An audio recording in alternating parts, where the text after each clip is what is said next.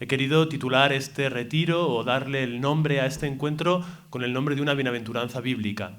Una bienaventuranza poco conocida, porque nosotros solemos limitar las bienaventuranzas a aquellas que Jesús pronunció en Galilea, y sin embargo no son las únicas, ni mucho menos, que están dentro de la Biblia. La Biblia está llena de bienaventuranzas. Una de ellas, esta, en concreto, la encontramos en el versículo 12, capítulo 12 del libro de Daniel, un libro maravilloso para leer en este Adviento, en la cual leemos una frase simple pero rotundamente fantástica, que dice así: feliz el que espera. Feliz el que espera. Así vamos a titular, y agarrados, sostenidos, introducidos por esta bienaventuranza, vamos a iniciar este tiempo que se nos oferta, que se nos regala para acercarnos al sentido cristiano de la espera y de la esperanza. Feliz el que espera. He pensado que sería interesante en este primer momento compartir con vosotros 3 personajes felizmente esperantes, o vamos a decirlo de otra manera, 3 modos de espera que nos alcanzan y que nos invitan a un modo de felicidad. Son 3 personajes de la Biblia hebrea. Yo nunca digo, o solo lo digo para decir que no hay que decirlo, nunca digo Antiguo Testamento, porque eso enseguida nos suena ya caducado, a pasado, a... No, Biblia hebrea, la Biblia de Jesús, nuestra Biblia, la Biblia hebrea. 3 personajes de la Biblia hebrea que son paradigmas, ejemplos, modelos, compañeros, hermanos nuestros también en la bienaventurada tarea de esperar, en la dicha de la espera. Y estos 3 personajes son los siguientes. Son Caín, David y Job. Caín, David y Job. Son, aunque nos parezca un poco raro ahora, 3 paradigmas, 3 modelos de la esperanza. El primero, vamos a entrar ya en tema, el primero es Caín. Caín. A mí es un personaje que cada vez no es que me caiga solamente más simpático, que me cae, sino que cada vez me encuentro mucho más cerca de él. Es un personaje que he estudiado con bastante atención, medito en la figura de Caín bastante a menudo y cada vez reconozco más que, por lo menos en mi caso, yo no sé en el vuestro, pero en mi caso yo no soy hijo de Adán, yo soy hijo de Caín. Yo me siento muy identificado genealógicamente con el destino de Caín, con la vida de Caín. Y si pensamos un poco en el tema, estoy convencido de que también vosotros, aunque al principio escuchar el nombre de Caín a todos nos haga un poco movernos de la silla o no nos guste sentirnos emparentados con el homicida, con el fratricida, con el primer ser humano que vierte la sangre de otro ser humano en el suelo de la historia, ¿verdad? Ese es Caín, el primero que levanta su mano contra otro hombre y que aniquila la vida de otro hombre. Ese es Caín. Pero fijaos, no solamente ese es Caín. Caín es, por muchos aspectos que el capítulo 4 del libro del Génesis nos muestra, es de verdad el primer hombre. Lo es hasta biológicamente, porque es el primero que viene al mundo de la misma manera en la que nosotros venimos al mundo. Es decir, previa concepción y previa gestación en un útero durante 9 meses. Adán no ha pasado por esa fase de la historia humana. Caín sí. Caín ha recorrido el proceso humano de la vida desde el mismo punto de origen en el que nosotros hemos iniciado ese mismo proceso. Es decir, Caín viene al mundo, igual que nosotros, siendo resultado, fruto de un encuentro personal, de un encuentro relacional, de un encuentro de amor entre un hombre y una mujer, entre Adán y Eva, entre sus padres. Así nace Caín. Caín tiene cordón umbilical, es decir, igual que nosotros, tiene una parte de su cuerpo que le une profundamente a la humanidad que le precede y que justifica su existencia en la vida, igual que nosotros, Caín. Caín no solamente se asemeja a nosotros en lo biológico, sino que también se asemeja a nosotros en lo psicológico. Es el primer ser humano en el cual podemos reconocer un conflicto, un mundo interno muy semejante a nuestro propio mundo interno. Es decir, conoce, igual que nosotros, la ambigüedad.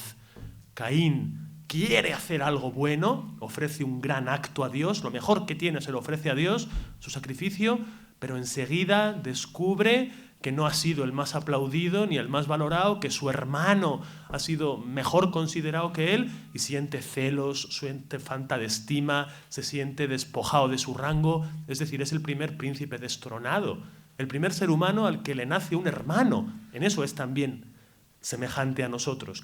Adán no tiene hermanos, Caín sí, y la Biblia nos viene a decir así, de alguna manera, que hasta que a un ser humano no le nace otro ser humano al cual puede decir hermano, la humanidad no está creada por entero. La humanidad no se crea ni en el capítulo 2 ni en el capítulo 3 del Génesis. Se empieza a crear aquí, en el capítulo 1 ya, cuando Dios empieza el acto creador, y acaba de crearse el ser humano entero, acaba de crearse cuando Abel nace. Ahí la humanidad está completa. Cuando a un ser humano le ha nacido otro hermano. Ahí ya está. El acto antropológico creador está constituido perfectamente. Hasta ahí no tenemos ser humano. Tenemos el proceso de hechura, el proceso de fabricación del ser humano, que no acaba de ser completo hasta que a Caín le nace un hermano, Abel. Bueno, conocemos bien la historia del capítulo 4. Conocemos el conflicto que a Caín se le genera dentro de su corazón. Comprendemos también y conocemos que tiene un encuentro con Dios en el cual Dios le insta a ser dueño de su propia psicología, a generar, a ser capaz de controlar los conflictos que se le han generado, a ser dueño de sí. Caín en ese momento no es capaz de hacer eso, de ser dueño de sí, mata a su hermano, tiene un segundo encuentro con Dios, el segundo encuentro que es el encuentro de la responsabilidad, en el que el ser humano, igual que nosotros también, tiene que afrontar en sus manos aquello que sus manos han hecho. Darse cuenta de que no hay acto sin consecuencia, de que no hay minuto de la existencia nuestra que no comprometa al minuto siguiente y así en una cadena que sea absolutamente importante para todo el tiempo que está por venir. Caín, en un acto, compromete su existencia entera. Eso es así, ¿no? Y sabemos después que en Caín empieza una especie también de proceso de culpa, de arrepentimiento, de miedo, todo eso mezclado, generado, lo mismo que sentimos nosotros, que tiene miedo a que le maten, que Dios le marca y que le protege, y llegamos a donde quiero llegar, ¿verdad? Versículo 16 del capítulo 4, nos dice el narrador de Génesis, que Caín se marchó de la presencia del Señor y empezó a caminar por la región de Nod. Caín se marchó de la presencia del Señor y empezó a caminar por la región de Nod. Fijaos, aquí, en este momento, es cuando más verdaderamente todos nosotros estamos siendo vinculados a Caín. Cuando Caín se hace cercano, padre, compañero, modelo de qué significa ser humano. Porque ese camino que en ese versículo Caín comienza es nuestro propio camino. Todos caminamos alejados de la presencia del Señor, es decir, esta es la realidad creatural en la que nosotros estamos, físicamente no tenemos contacto con Dios. Según Génesis, en ese tiempo primordial, ese tiempo de los orígenes, sí había un contacto directo. Dios subía y bajaba al paraíso, bajaba, subía, tenía una especie de puertecilla que le comunicaba con la vida de los hombres, ascendía, descendía, pero a partir de este versículo se acabó ese canal de comunicación. Es decir, estamos igual que Caín, alejados físicamente del rostro de Dios, de la presencia física de Dios, y estamos, atención, igual que Caín, habitando en la misma región, en la misma zona existencial, la región de Nod, que no es solamente una zona geográfica, o mejor dicho, que no es sobre todo una zona geográfica, sino que es una zona existencial. Nod, esa raíz en hebreo, región de Nod, en hebreo significa vagabundear, moverse sin un destino fijo, pero también significa caminar en busca de un horizonte, sentirse atraído por una meta que no identificas, no sabes localizar, decir, está aquí en este punto del mapa, no puedes meter la dirección en Google Maps y te lleva a Google Maps, no existe eso, pero se te ha inoculado en la vida una especie de condición, el homo viator, el hombre viajero, aquel que existe moviéndose, buscando, saliendo al encuentro, estando cerca de aquellos que como él se encuentran en la misma situación de búsqueda, de desamparo también, pero también de fuerza de vida. Esa es, en el capítulo 16, en el versículo 16 del capítulo 4, la condición de vida en la que el libro del Génesis nos sitúa a Caín. Y ahí estamos nosotros, igual que él. Y aquí, y llegamos al punto, en este momento comienza el primer adviento de la historia de la salvación. Es decir, el primer hombre que espera, el primer hombre que se siente impelido, absolutamente forzado, absolutamente sacudido por la fuerza existencial de la esperanza. Es Caín. Fijaos lo que ha sucedido a este hombre. Ha perdido su zona de arraigo, su país. Ha perdido la relación con su padre y con su madre. Ha perdido a su hermano, al cual él mismo ha matado. ha perdido la relación directa con Dios, ha perdido todo, pero le queda todo. ¿Y qué es lo que le queda? La esperanza. Lo único que tiene es la capacidad humana de esperar. Este es el primer adviento de la historia. Y Génesis, que es un libro maravilloso, que pensamos que conocemos y por eso no lo leemos, desgraciados somos, ¿verdad? Pero si nos olvidáramos una mañana de Génesis y dijéramos, ¡ay, va, mira qué libro más interesante!, ¿no? Y nos pusiéramos a leer pensando que no lo sabemos de verdad, como niños que abren los ojos por primera vez ante un texto nuevo, nos quedaríamos seducidos por la riqueza y por la gloria que está dentro de las páginas de este libro, ¿no? Génesis, entonces, en una de esas cosas maravillosas que hace, nos resuelve la esperanza de Caín en un versículo. Claro, pero fijaos, versículo 16. Caín se ha marchado de la presencia del Señor, ha perdido todo, le queda solo la esperanza y es el primer homeless de la historia, el primer vagabundo de la historia, el que tiene que estar por ahí buscándose la vida y buscándose a sí mismo en esa búsqueda de vida, sobre todo, ¿no? Versículo 16. Pero llegamos al versículo 17, un versículo después, y como el que no quiere la cosa, como que no hubiera pasado nada aquí, el narrador de Génesis nos dice: Caín se unió a su mujer, la cual concibió y dio a luz a Enoc. Después se puso a edificar una ciudad, a la que dio el nombre de su hijo, Enoc. Ahí va. Uno lee esto y se da cuenta de que apenas en un salto de línea, apenas lo que dura un chasquido de dedos, ha sucedido todo. El que no tenía nada, el que estaba solo en el mundo, ahora acaba de fundar una ciudad.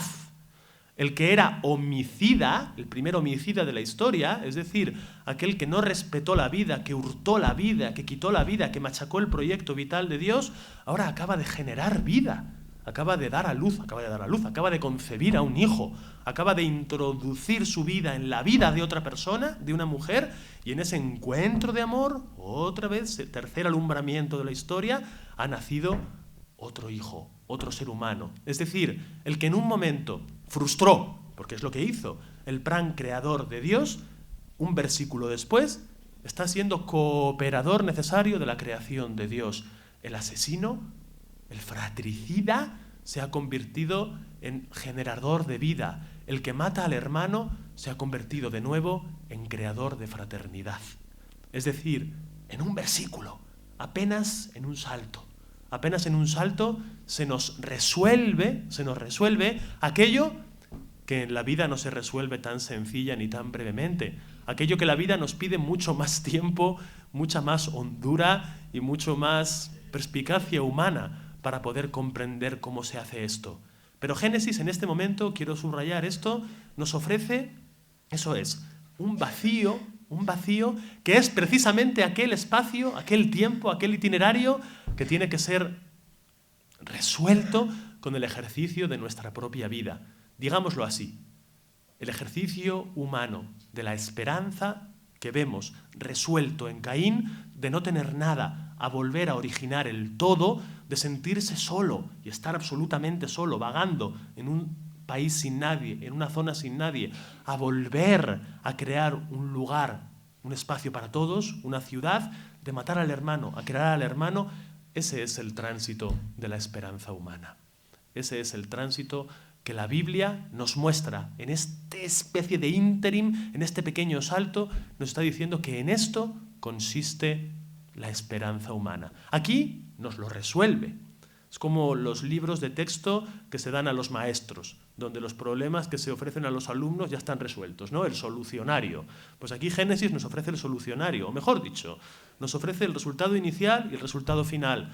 Nos deja sin resolver cómo ha sucedido esto, ¿no? ¿Qué pasó en el corazón de Caín? ¿Cómo fueron las largas noches de este hombre en aquella tierra penosa, umbría, sin nadie? ¿Qué pasó para que convirtiese su corazón de un corazón envidioso a un corazón generoso para otra vez crear vida? ¿Qué pasó? Bien, no lo sabemos. La Biblia no nos lo ha querido decir. Es su acierto, ahorrarnos esto, crear un vacío. Y muchas veces, para entender bien, por lo menos tengo para mí que esto es verdad, para entender bien las páginas de la Biblia, que son páginas poéticas, es decir, páginas creadoras de significado, para entender bien esto, un lugar al que podemos acudir no es a los biblistas, que suelen ser muy aburridos. Los biblistas se ponen a hablar aquí enseguida de la raíz verbal esta, de la otra raíz verbal, de si este es futuro jifil, no sé qué, este verbo, esto, nos sueltan unas, soltamos unas, ¿verdad? Que a quién le interesa. Bueno, entonces esto a veces es mejor ir a los poetas. Los poetas nos lo explican mejor. Los poetas, que tienen mucho de creadores también, igual que los creadores del Génesis, se sumergen dentro del texto y nos lo explican. Bueno, pues hay un poeta, en esos textos que os he entregado, ahí tenéis un poema. No busquéis, tranquilos, no miréis el texto. Esto es como, no miréis el móvil, se dice en clase a los niños, ¿no? Pues ahora no miréis el texto, que el texto está para luego, no os preocupéis.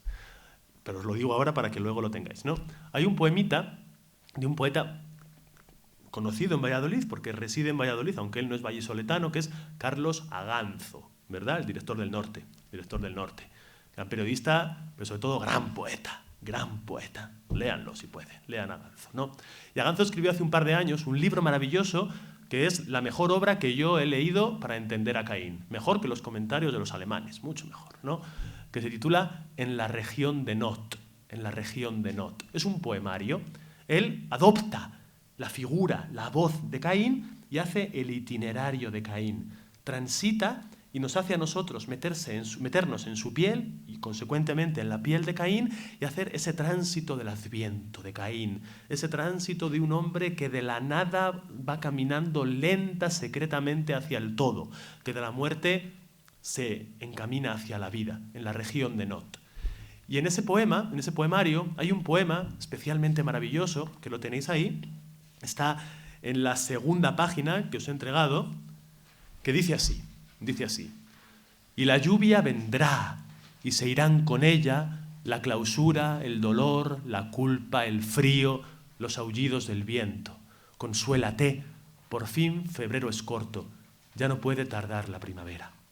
El poema, mea culpa, tiene título y el título es Febrero, ¿verdad? Se titula Febrero, aunque se me ha olvidado ponerlo en las hojitas, ¿no? Vamos a decirlo otra vez. Lo tenéis ahí como al final de el penúltimo poema de la segunda página. Y la lluvia vendrá y se irán con ella la clausura, el dolor, la culpa, el frío, los aullidos del viento. Consuélate, por fin febrero es corto, ya no puede tardar la primavera. El que habla es Caín, pero claro, esto es poesía y en la poesía se establecen vínculos mágicos y el que habla es el poeta por medio de Caín. Es un ventrílocuo que hace mover, ¿verdad?, una especie de muñeco que se mueve sostenido detrás por la mano de otro, como Doña Rogelia con la de Mari Carmen, o Rockefeller con el Moreno, ¿no? Es así. Y somos nosotros. Sobre todo somos nosotros. Es decir, aquí ya la voz que verdaderamente estamos escuchando es nuestra voz. Igual que la voz y el hombre que vemos aquí no es Caín, el de este momento original de la existencia, sino que es Víctor, es Luis, es Lucas, es Bernardino, es Manuela, es Juana, es quien sea, somos todos nosotros, ¿no? Quiero llamar la atención, y cerramos ya el capítulo de Caín, en un verso maravilloso que está dentro de ese poema. Maravilloso porque es precioso y maravilloso también por lo profundamente humano y verdadero que es, ¿no? Es el segundo verso. Fijaos, el segundo verso que dice así: la clausura, el dolor, la culpa, el frío. Así, son 4 términos que se encadenan. La clausura, el dolor, la culpa, el frío. Ese es, tengo para mí, precisamente el itinerario que Génesis, saltándonos instantáneamente de un versículo a otro, no nos ha explicado, pero que nosotros tenemos que ser capaces de comprender que está ahí, in situ en el libro. Para que Caín, versículo 16, pase de ser un vagabundo a un fundador de fraternidad, para que pase de ser un asesino a un generador de vida, para que pase de ser un solitario a ser un esposo, un hermano y un padre, tiene que hacer este mismo camino. Tiene que deshacer la clausura, el dolor, la culpa y el frío, que es, en un proceso fantásticamente concentrado ahí por la mano del poeta, es el proceso que ciertamente nos impide esperar, bloquea nuestra esperanza. Clausura, dolor, culpa, frío. Son términos lo suficientemente expresivos por sí solos como para tener que hacer exégesis de ellos. Creo que son lo suficientemente representativos de aquello que nosotros mismos sentimos en nuestro corazón y sabemos que esa realidad, cuando existe concatenada, es el enemigo perfecto de la esperanza. ¿Cuándo no esperamos? Cuando estamos metidos en la clausura, en el dolor, en la culpa, en el frío. Deshacer ese camino es el camino de volver a esperar, es el camino de esperar algo. Vamos a pasar a David, pero antes de decir algo sobre David, quisiera decir algo sobre toda la Biblia hebrea, ¿verdad? Que es algo maravilloso, la Biblia hebrea. No me canso de repetir que la Biblia hebrea, entre otras cosas, es fantástica porque es la Biblia de Jesús. Jesús, que para nosotros es el centro de la Biblia, y es así, es el centro total de la Escritura, es la palabra que está dentro de la palabra. Sin Jesús no hay palabra, todas las palabras se diluyen y no llegan a puerto ninguno sin Jesús. Sin embargo, Jesús fue también oyente de la palabra, fue también lector de la palabra. Es decir, Jesús puso sus ojos en Caín, Jesús puso sus ojos en David, Jesús puso sus ojos en Job y en tantas otras personas, hombres y mujeres, que dentro de la Biblia hebrea, su Biblia, enseñaron a Jesús en qué consiste el camino de la esperanza. Le enseñaron a manejar también la propia clausura, el propio dolor, la propia culpa, el propio frío que Jesús, ser humano como nosotros, en nuestro corazón sintió. Realidades con las que Jesús tuvo que bandear, combatir y manejar también. ¿Dónde aprende Jesús a esperar? En diferentes lugares. Desde luego que en la vida concreta de las personas concretas con las que Jesús convive y a las que Jesús se encuentra. Son sus maestros y maestros de la espera, pero también acepta el magisterio de la palabra. Es decir, escucha existencialmente de la palabra y de estos hombres y de estas mujeres Jesús aprende a esperar. Por la tarde hablaremos de la esperanza de Jesús, ¿verdad? De cuál es su esperanza, de qué espera Jesús, cuál es el adviento de Jesús. Eso va por la tarde. David, el rey David, o el reiducho David, ¿no? Porque esto de rey, pues bueno, en fin, poco tiene que ver con lo que nosotros nos imaginamos cuando hablamos de un rey, que es una gran corte con citaristas. Hablamos del rey Arturo ya, ¿verdad? Nosotros empezamos a pensar en monarquía y lo asociamos mentalmente con esos grandes banquetes y esas señoras que entran, que danzan y todo muy bonito, medieval, o con Sisi emperatriz, ¿no? También. O ya pensamos si hay que tener rey o no y un referéndum también, ¿no? Bueno, pues aquí nada de eso que ver con esto, ¿no? David es rey, teniendo en cuenta que ese concepto de rey en la época histórica de Israel pues es muy distinta a lo que nosotros concebimos como la realeza y como la monarquía, ¿no? David, si podemos decir, ¿no?, de qué es verdaderamente rey, qué corona se merece, es ser rey de la humanidad. O sea, podríamos tranquilamente, ¿no?, coronarlo como rey de humanidad. ¿Por qué? Porque se lo ha ganado. O sea, si hay alguien dentro del interior de la Biblia, si hay alguien dentro de la Biblia, ¿no?, que es verdaderamente maestro de humanidad, ese es David. Si hay alguien que ha escalado montañas, que ha bajado abismos, que ha conocido la generosidad y el egoísmo, el compromiso y la cerrazón, la fidelidad y la traición, ese es David. Parece un personaje que tiene dentro de sí tantas cosas que pareciera hecho en laboratorio, ¿no? O sea, dice, ¿cómo puede ser que este hombre en su vida, uno, cuando lo vemos realmente, ¿no?, el libro de Samuel, el libro de los Reyes, lo que de David vemos en los Salmos también, ¿no? ¿Cómo puede ser que este hombre tenga tantas cosas en sí? No puede ser que de fábrica venga un tío tan hecho, ¿no?, y tan deshecho, con tantas contradicciones, con tanta luz, con tanta sombra. Todo está en David, todo está en David, ¿no? Y en David está también el adviento, la espera, ¿no?, que está concatenado, que está ligado existencialmente con el adviento de Caín. Caín nos enseña en qué consiste el adviento, pasar de ese todo a esa nada, de esa muerte a esa capacidad de dar vida, de esa soledad a esa fraternidad. Y David, todo eso, digamos, que lo concentra, que lo ejemplifica en algo que es muy moderno. Pero es que en la Biblia encontramos muchas cosas maravillosas. Encontramos, entre otras cosas, que aquello que nosotros llamamos modernidad o incluso posmodernismo, ¿no?, pues ya está en la Biblia. Ya está en la Biblia. No han tenido que venir los filósofos existencialistas del 20 para decirnos que la preocupación por el yo, eso ya está todo en la Biblia. De otra manera, claro, o sea, no se dicen las cosas en francés ni en alemán, se dicen en hebreo y en arameo, pero ya están dichas, también, aunque no estén en alemán, ya están dichas, ¿no? Y en David, ¿qué encontramos? Encontramos precisamente esto, ¿no? La espera de aquel hombre que tiene que saber esperarse a sí mismo. A sí mismo. Y ahora lo explicamos, ¿no? Algo que fundamenta también el sentido de nuestra esperanza. Yo sé que está muy de moda, y que también está muy de moda criticar esto, ¿no? Pues todas estas corrientes ahora de interioridad, de inteligencia emocional, de mindfulness, de autoconocimiento del yo. O sea, todo eso tiene ahora un gran auge, ¿no? O sea, está en la casa del libro. Ayer que fue el Black Friday pues seguro que los libros que más se vendieron no fueron ni la Biblia ni el poema de Aganzo. Eso no se vendió ninguno. Estoy convencido de que ayer me juego media uña a que ayer no se vendió ninguna Biblia en España con descuento, ¿no? Pero libros de autoayuda, varios, cientos, muchos, ¿no? O sea, está de moda eso, ¿no? También. Y bueno, eso tiene un peligro, pero tiene una ventaja también. Vamos a ser optimistas en este Adviento que iniciamos y vamos a quedarnos con la ventaja, ¿no? El peligro ya, no quiero decirlo, ya está dicho, ¿no? Y es que a veces pues todo eso es muy insustancial en la manera en que se hace.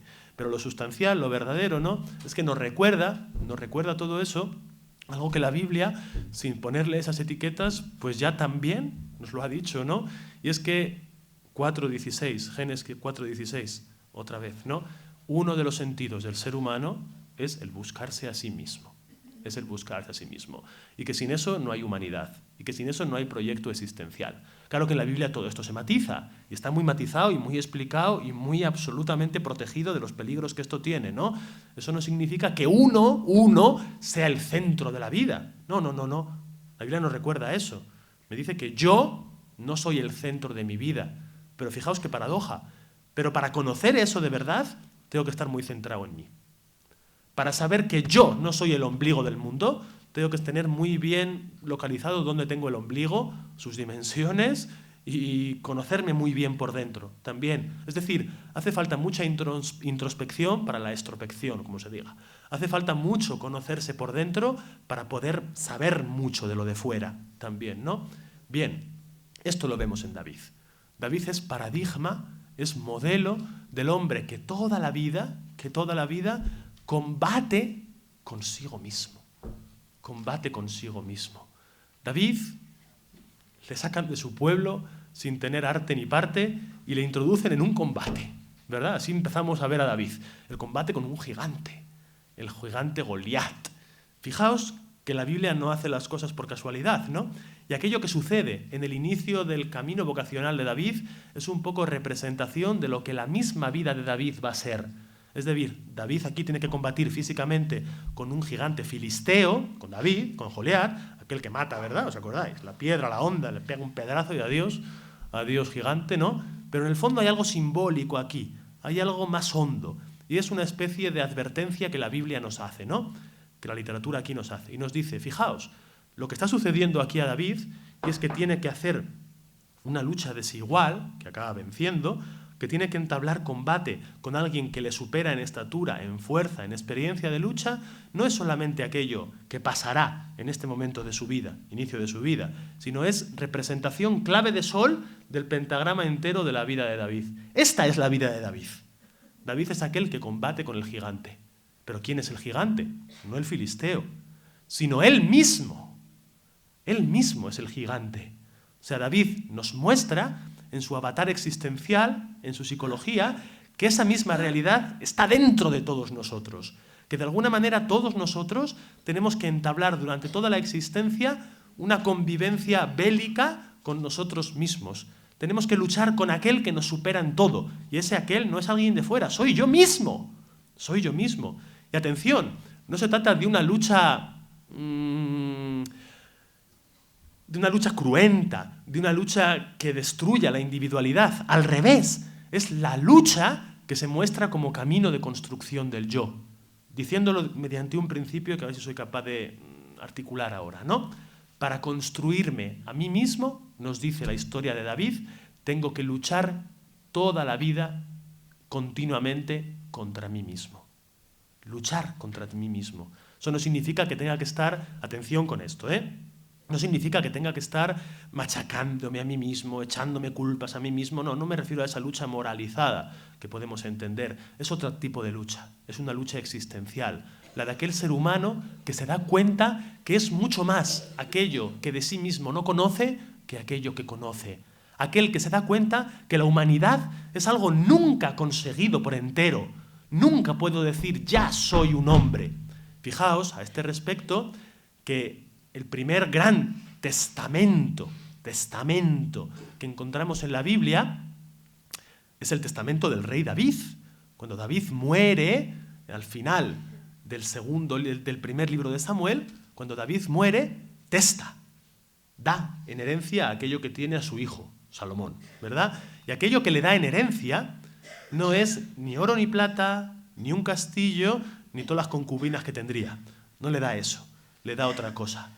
Le da en herencia lo más maravilloso que David posee, y es la aventura de ser hombre. La frase que le dice cuando hace testamento es la siguiente: hijo, atrévete a ser hombre. ¡Atrévete a ser hombre! Es lo que le ofrece toda la humanidad que David ha tenido. Es decir, sus propias contradicciones, sus sombras, sus caminos irresolutos, su deseo, su capacidad para el bien, su búsqueda de relación con Dios, pero su tendencia también manipuladora de Dios. Todo eso lo vemos en David. Todo eso lo vemos en David. La tentación del poder, la capacidad del servicio, la vida que genera, esa vida generada que en sus hijos se revuelve contra él mismo. Absalón, Absalón, hijo mío, el hijo que se le muere delante. Es decir, toda esa contradicción humana que David tiene, la vida en sí misma, como combate necesario, absoluto, contra uno mismo, eso es lo que David deja en herencia. Esa es lo que David deja en herencia. ¿Cuál es su esperanza? Su esperanza, también resuelta en el relato inicial de su vocación, su esperanza es que esa lucha se pueda vencer.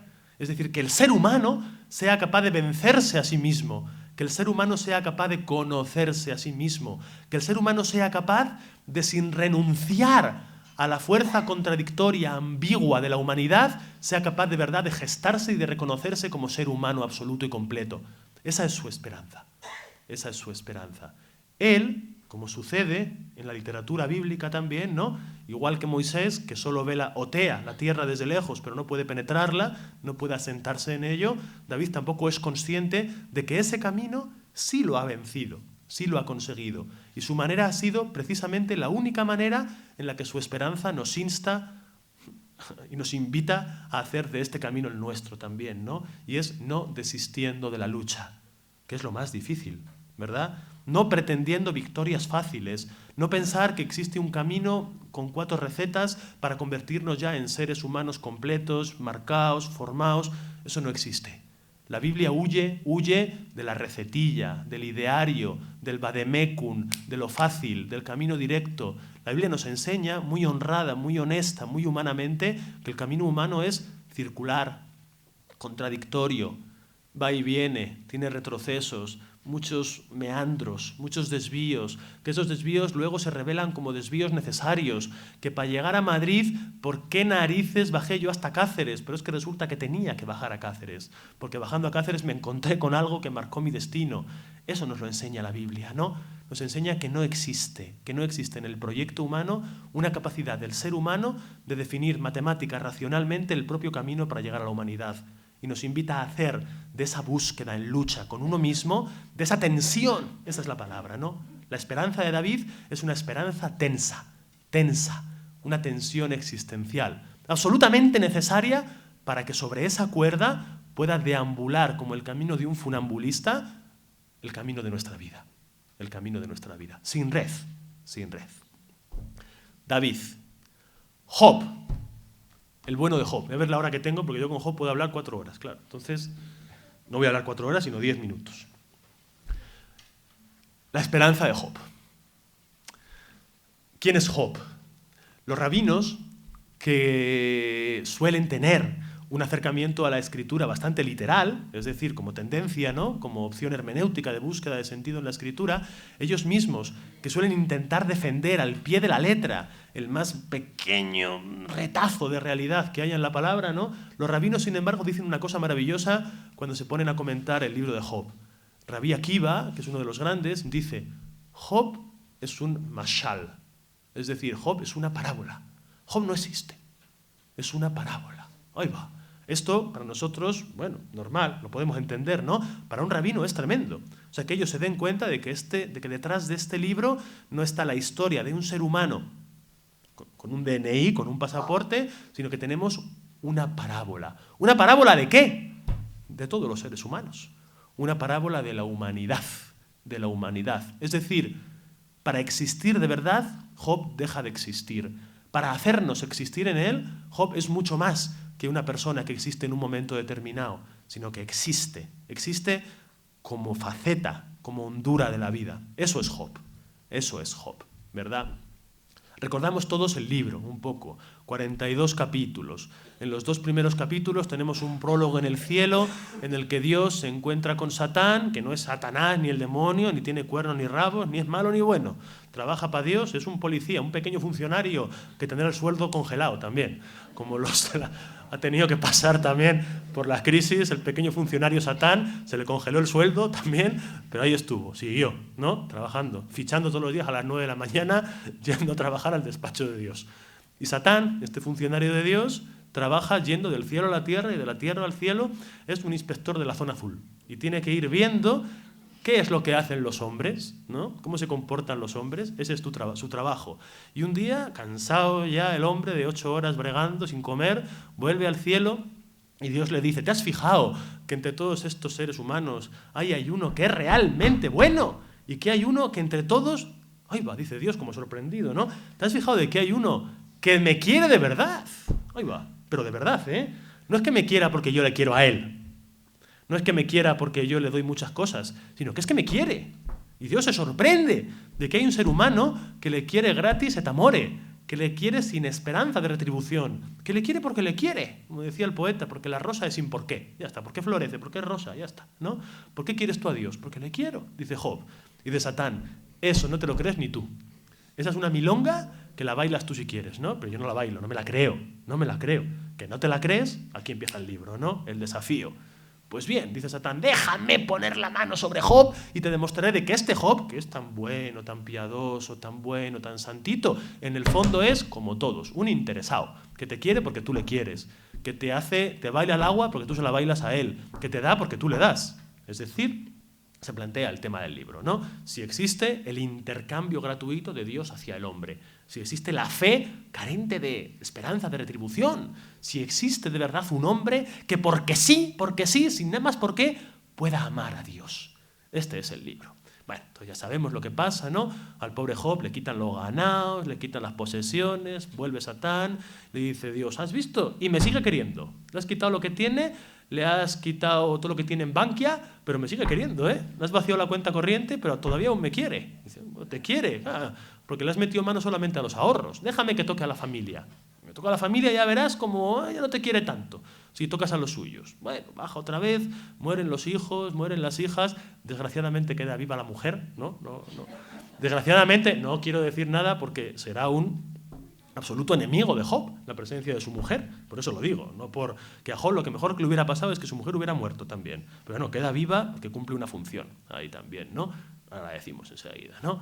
Bueno, Satán vuelve y Job no maldice a Dios, sigue creyendo en Dios, le ama todavía, sin medida, sin esperanza de nada a cambio, pero dice Satán, mira, si es que mira, vamos a hablar en serio tú y yo, Dios, esto todo es muy fácil, ¿no? El ser humano es así. Te lo voy a explicar yo, que llevo muchos años trabajando con ellos, ¿no? El ser humano, bueno, tú le puedes quitar lo que tiene y, bueno, lo padece más o menos, ¿no? Puedes matar a los que más quiere y les llora un día, se viste de negro, pero al tercer día ya al rey muerto, rey puesto también, ¿no? Él sigue viviendo.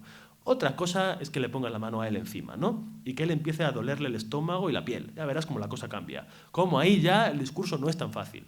Y cómo ya verás cómo hay Dios, cómo Job deja de quererte. Bueno, ya está, el desafío, ¿no? Todo esto en el cielo, evidentemente baja Satán tercera vez y pone su mano sobre el cuerpo de Job e inocula en él los peores males, las peores enfermedades. La mujer que está ahí delante le dice, tú eres un imbécil, un estúpido, maldice a Dios y muérete. ¿Qué haces aquí todavía diciendo que crees en Dios? Maldice a Dios, que te lo ha quitado todo, que no se merece tu amor. Este es el tema, ¿no? Y muérete. Pues Job, ni maldice ni se muere, sino que sigue ahí. Llegan los 3 amigos suyos de los 3 puntos de la tierra, Elifaz, Bildad, Sofar, 3 sabios, ¿no? 3 sabios que en un primer momento hacen lo único que tienen que hacer y es quedarse callados. Ven que este tío está así, pasándolo tan mal, está ese cuadro que todos tenemos en la cabeza de quién es Job, ¿no? Está en el estiércol allá, en el estercolero rodeado de ceniza, con una teja, rascándose las pústulas de la piel, pasa todo eso, los amigos llegan asustados, por no decir otra cosa, se ponen ahí al lado y se callan. Están 7 días callados. De verdad son amigos, están callados. Acaba el capítulo 2, acaba el prólogo, y en el tercer capítulo Job habla. Y Job lo primero que hace es maldecir el día que le parieron, el día que le concibieron, el día que dio la luz, las rodillas que le recibieron, los pechos que le dieron vida. Maldice la vida y empieza a hablar Job. Los amigos le responden, tratan de convencerle, de hacerle ver por qué está sufriendo, cuál es la causa escondida de ese dolor, existente pero escondida. Le explican que Dios no hace nada sin por qué, que ahí tiene que haber algo. Es la mecánica del libro, ¿no? Y llega un momento maravilloso en que se produce algo también maravilloso, y es que Job deja de escuchar a los que le escuchan y él habla y suelta lo suyo, ¿no? Viene a hablar de su libro y habla de su libro, Job también, ¿no? Empieza a hablar de lo suyo, olvidándose de lo que le dicen los otros y buscando a alguien que le escuche. Buscando de verdad que entre tanta palabrería, que entre tanta explicación, que entre tanta teoría, que entre tanta causa del dolor y del porqué y de que Dios te pone a prueba y tanta retribución y tanta historia, Job no quiere explicaciones, lo único que quiere es una presencia. Una presencia. No quiere que le expliquen nada. Quiere que alguien baje y que se ponga delante de él. Lo único que pide es una presencia. Pide que baje su Goel, su Salvador, que baje Dios, que baje Dios. Y hay una cosa en el libro, en esta esperanza que a Job le nace de tener a Dios enfrente, de volver, fijaos, otra vez al capítulo 4 del Génesis, de volver a ese momento en el cual el ser humano podía tener el rostro de Dios otra vez. O sea, es decir, Job sigue siendo otro Caín que está vagando por la tierra, sigue siendo otro David que está luchando consigo mismo y quiere lo mismo que ambos hombres también buscaron, el conocimiento de sí mismo, de David, y la presencia de la vida de Dios que Caín tuvo y que perdió también, ¿no? Job, en este momento, empieza a hacer algo absolutamente necesario en el proceso de su esperanza, en su adviento. En su adviento. Fijaos, el adviento de Job, la esperanza de Dios, consiste en destruir la idea de Dios. En destruir la idea de Dios. Aquello que Job concibe que tiene que hacer para tener verdadera relación con Dios es destruir a Dios. Es decir, destruir todo aquello que se le ha dicho sobre Dios. Encarar y poner un signo grande de interrogación en los grandes credos, en los grandes dogmas, en las grandes verdades que desde fuera, desde el atril, desde el que predica, desde el que escribe libros, desde el que está no en el ruedo con el toro, sino en la gradería, tomándose una copa y a la sombra, está diciendo sobre Dios. Job destruye la teoría como la única manera de llegar a la experiencia. Es un libro sapiencial, lo sabemos. Y lo que la literatura sapiencial nos ofrece y nos regala es este mismo camino. El camino de rehacer todo lo dicho, la necesaria deconstrucción de lo anterior para encontrar un lugar en el cual volver a construir. No una teoría sobre Dios, sino una relación con Dios. No un discurso acerca de, sino una palabra dirigida a. No bellas palabras y frases que expliquen quién es Dios, cómo hace sus cosas, sino una presencia que soporte el no comprender, que soporte el no saber, que soporte el no tener respuestas para todo, que soporte morirse sin comprender los grandes enigmas de este mundo, pero que camine sostenido y acompañado por Dios. Ese es el contenido del adviento de Job, la esperanza. Hay un símbolo que en Job está muy presente y que es muy significativo, que es el símbolo del Sheol, el símbolo de la muerte, ¿no? Hay determinados momentos del libro, en el capítulo 3 ya lo dice, en el capítulo 6 lo vuelve a decir, en el 13, recurre muchas veces en el 19, en el que Job desea morir. Pero fijaos qué cosa, desea morir no como el que desea que esto acabe y se acabe para siempre, desea morir como aquel que quiere encontrar el refugio más profundo de la existencia. Job no quiere desaparecer, quiere dejar de sufrir, quiere dejar de escuchar también la teoría sobre Dios, quiere esconderse en un lugar seguro, un búnker. Job necesita un búnker en el cual esperar. ¿Esperar qué? Esperar que venga Dios. Esperar que Dios aparezca y diga a Dios, todo aquello que han dicho sobre mí es falso. Yo no envío el dolor para probar. Yo no soy aquel que paga al que me quiere y que castiga al que no me quiere. Yo no divido el mundo entre buenos y malos. Mi sol sale sobre buenos y malos. Yo soy aquel que no mira como el otro me mira, sino que mira y ya está. Aquel cuya única esencia es mirar con amor. Es decir, ¿qué es lo que Job está esperando? ¿Cuál es el contenido del Adviento de Job? Con esto vamos acabando. El contenido del Adviento de Job es lo que nosotros celebraremos dentro de un mes, el nacimiento de Jesús de Nazaret. Aquello que Job busca, aquello que el hombre sufriente busca, aquello que el hombre lleno de dolor, lleno de incomprensión, lleno de frustración, aquello a lo que lo anterior se le ha quedado viejo, no le vale, no le explica, no le sostiene, aquello que busca es una presencia. La presencia, la que el Nuevo Testamento nos relata y nos regala, el nacimiento de Dios con nosotros. Por eso están tan unidos ambas figuras y por eso ambas personas están tan cerca. El final del libro de Job, y no es un libro el libro de Job, no es una persona, pero tampoco es un libro, es la historia humana. Job, como ningún otro libro de la Biblia, no es porque yo me haya doctorado en Job, sino porque es verdad, como ningún otro libro de la Biblia, Job pone fondo en los fondos más hondos de la persona, en los lugares en los que no hacemos pie, en los lugares en los que nos quedamos solos, en los lugares en los que necesitamos aquello que Job necesita, y es una mano que le sostenga y una mirada que encare y aguante la suya. Eso es Job. Es decir, humanidad al límite, piel con piel, fuera teorías y vida desnuda.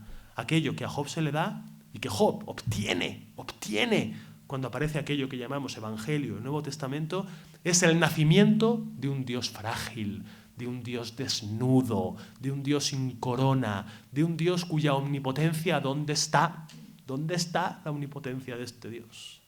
De un Dios cuyo poder hay que aprender a volver a descubrirlo, de un Dios que nos deshará la idea que tenemos de Dios y continuamente nos la deshace. Es decir, el Adviento de Job tiene en el nacimiento desnudo de Jesús su desarrollo natural, su punto de llegada.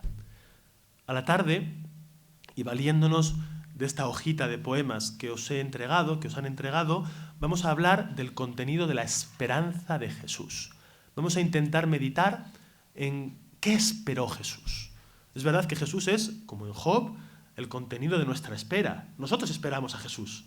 Es lo que celebramos cuando iniciemos hoy este Adviento, ¿verdad? Cuando encendamos la primera vela, el primer cirio.